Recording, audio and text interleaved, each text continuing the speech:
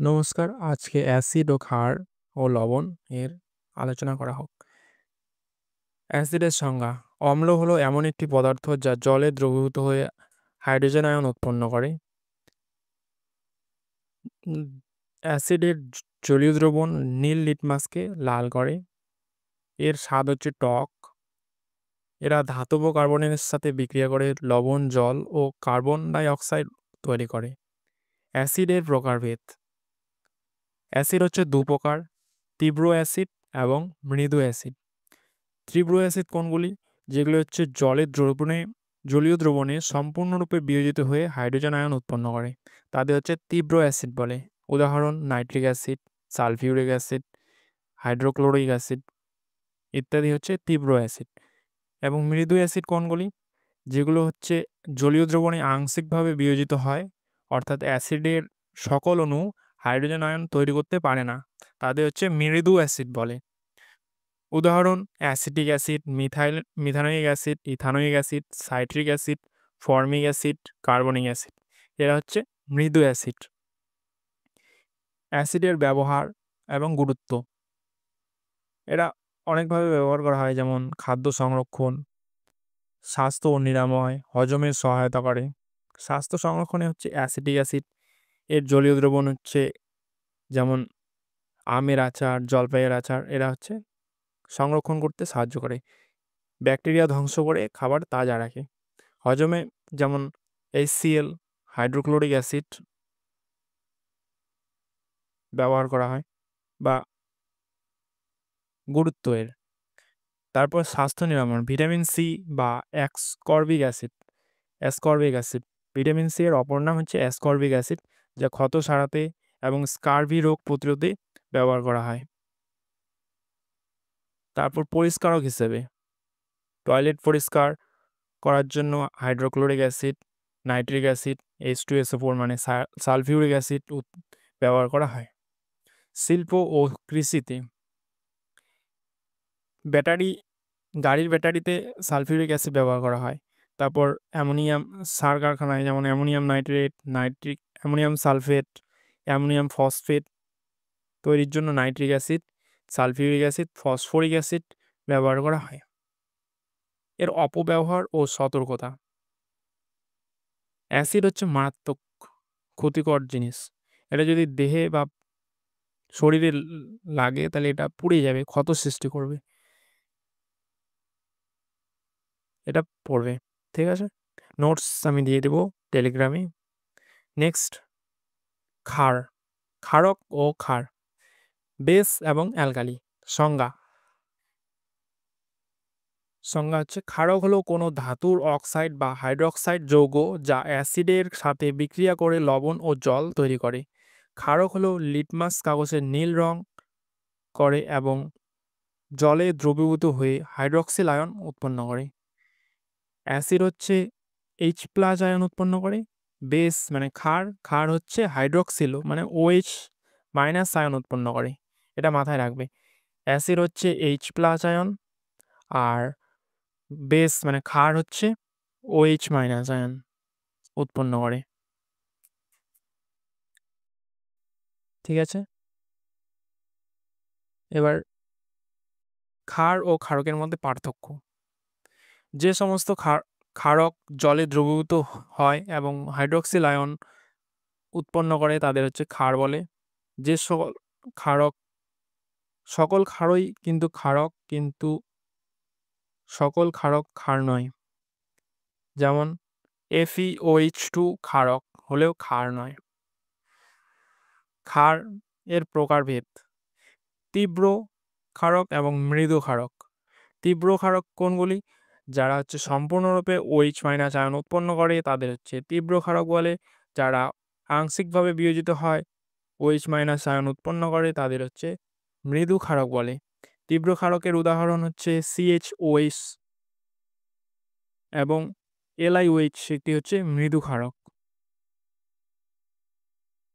ব্যবহার এবং গুরুত্ব: ক্ষারের ব্যবহার আমরা জানি, পোকামাকড়ের কামড় বা হুলের চিকিৎসায় ব্যবহার করা হয়। পিঁপড়া বা মৌমাছি যদি কামড়ায় তাহলে বাড়িতে পোড়া চুন, মিল্ক অফ লাইম, যার সংকেত হচ্ছে CO CaOH2 এবং পরাচুন CaO ব্যবহার করা হয়, বা জিঙ্ক কার্বনেট ইত্যাদি। দৈনন্দিন হিসেবে টুথপেস্ট আমরা ব্যবহার করি, টুথপেস্ট, টুথ পাউডার, ক্ষারীয় হওয়ায় এর পিএইচ হচ্ছে 9 থেকে 11। তারপরে অ্যাসিডিটি নিবারণের জন্য যদি পেটে অ্যাসিড বেশি হয়ে যায় তাহলে আমরা অ্যাসিডিটি অ্যান্টাসিড যেমন ম্যাগনেসিয়াম হাইড্রক্সাইড, অ্যালুমিনিয়াম হাইড্রক্সাইড ব্যবহার করি। তারপর অন্যান্য শিল্পে যেমন সাবান, কাঁচ, কস্টিক সোডা, কাগজ উৎপাদনে, পনির ক্ষরতা দূরীকরণে ইত্যাদি, পেট্রোলিয়াম পরিশোধনে ক্ষার ব্যবহার করা হয়। সতর্কতা: তীব্র ক্ষার শরীরে ক্ষতি করতে পারে, তাই ব্যবহারের সময় রাবারের মোজা ও অ্যাপ্রন বা পরা উচিত। ঠিক আছে, এবার আসছি লবণে। লবণ সংজ্ঞা এবং বৈশিষ্ট্য। লবণ হলো অ্যাসিড ও ক্ষারের বিক্রিয়ার উৎপন্ন পদার্থ। লবণ হলো অ্যাসিড, ক্ষার এবং ক্ষারের বিক্রিয়ার উৎপন্ন পদার্থ। সাধারণত এরা কঠিন, উচ্চ গলনাঙ্ক, উচ্চ স্ফুটনাঙ্ক বিশিষ্ট। বেশিরভাগ লবণ জলে দ্রবণীয়, তবে calcium carbonate, silver sulphate, silver ক্লোরাইডের মতো কিছু লবণ জলে দ্রবীভূত হয় না। লবণের জলীয় দ্রবণ সাধারণত নিরপেক্ষ হয়, তবে কিছু লবণ যেমন বেকিং সোডা বা সোডিয়াম কার্বনেট ক্ষারীয় হতে পারে। উদাহরণ এবং ব্যবহার: আমরা সবাই লবণ খাই, নুন যেটাকে বলে। খাবারে সোডিয়াম ক্লোরাইড, এটা হচ্ছে স্বাদ বাড়ায়। তারপর আছে বেকিং সোডা, একটি হচ্ছে লবণ। তারপর এর ব্যবহার কি? জীবাণুনাশক হিসেবে ব্যবহার করা যায়, তারপর পরিষ্কার হিসেবে ব্যবহার করা যায়। উদাহরণ হচ্ছে সাবান, পটাশিয়াম স্টিয়ারেট, সোপিং ফোম ইত্যাদি। তারপর হচ্ছে কৃষি ও শিল্পে মাটির অ্যাসিড নিষ্ক্রিয় করতে চুনাপাথর একটি লবণ ব্যবহার করা হয়। তারপর লবণ তৈরি কীভাবে হয় এটা বলা আছে। Mg plus magnesium plus HCl অ্যাসিডের সাথে বিক্রিয়া করে MgCl2 plus H2 hydrogen gas উৎপন্ন করে। ঠিক আছে, পরে আছে প্রশমন বিক্রিয়া, মানে নিউট্রালাইজেশন বিক্রিয়া। যখন একটি অ্যাসিড এবং একটি ক্ষারের সাথে বিক্রিয়া করে তখন লবণ ও জল তার সাথে সাথে কিছু তাপ উৎপন্ন হয়। এই বিক্রিয়াটাকে হচ্ছে প্রশমন বিক্রিয়া বলে। নিউট্রালাইজ করে। প্রশমন বিক্রিয়ায় সবসময় তাপ উৎপন্ন হয়, যা বিক্রিয়ার মিশ্রণের তাপমাত্রা বাড়ায়। উদাহরণ হিসেবে বলা যায় HCl এবং NaOH যদি বিক্রিয়া করে, HCl প্লাস NaOH বিক্রিয়া করলে সাথে H2O উৎপন্ন হবে। NaCl এর সাথে NaCl প্লাস H2O, তার সাথে সাথে কিছু তাপ উৎপন্ন হবে।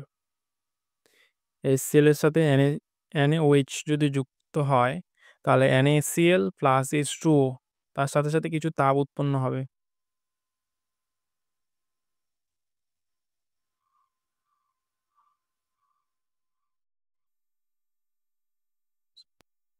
প্রশমন বিক্রিয়া কিসের জন্য ব্যবহার করা হয়?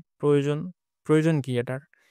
এটা যদি অ্যান্টাসিড দ্বারা অতিরিক্ত হাইড্রোক্লোরিক অ্যাসিডের প্রশমন ঘটিয়ে পেটের ব্যথা কমানো যায়। অ্যাসিড যদি বেশি হয়ে যায় পেটে, পাকস্থলীতে, অথবা মাটিতে যদি উর্বরতা কমে যায় তাহলে চুন ব্যবহার করা হয়। স্ল্যাক লাইম CaOH2 মাটির অ্যাসিডিটি প্রশমিত করে। আবার দাঁতের ক্ষয়রোধ, আমরা টুথপেস্ট ব্যবহার করি, এরা হচ্ছে ক্ষারীয় পদার্থে। যদি বেশি ক্ষারী হয়ে যায় তাহলে অ্যাসিড ব্যবহার করা হয়। আবার অ্যাসিড যদি বেশি হয়ে যায়, দাঁতের পিএইচ কমে যায়, তাহলে আবার ক্ষারীয় পদার্থ দিয়ে পিএইচটাকে মেনটেন করে। পিএইচ, আমরা এতক্ষণ বলছি পিএইচটা কি? পিএইচ হলো হাইড্রোজেন আয়নের সক্রিয়তার পরিমাপ। পিএইচ হলো দ্রবীভূত হাইড্রোজেন আয়নের সক্রিয়তার পরিমাপ। এটি দ্রবণের হাইড্রোজেন আয়নের ঘনমাত্রার ঋণাত্মক লগারিদমিক মান। পিএইচ স্কেল হচ্ছে 0 থেকে 14 পর্যন্ত। প্রসম দ্রবণের ক্ষেত্রে বিশুদ্ধ জলের পিএইচ হচ্ছে 7। এটা হচ্ছে নিরপেক্ষ। এর অ্যাসিডও না, ক্ষারও না। এটা হচ্ছে প্রসম বা নিরপেক্ষ। নিরপেক্ষ মানে প্রসম। এর পিএইচ হচ্ছে 7। যদি 7 এর থেকে কম হয় তাহলে এটা হচ্ছে অ্যাসিড। 7 এর থেকে যত কম হবে তত অ্যাসিডিটি শক্তিশালী।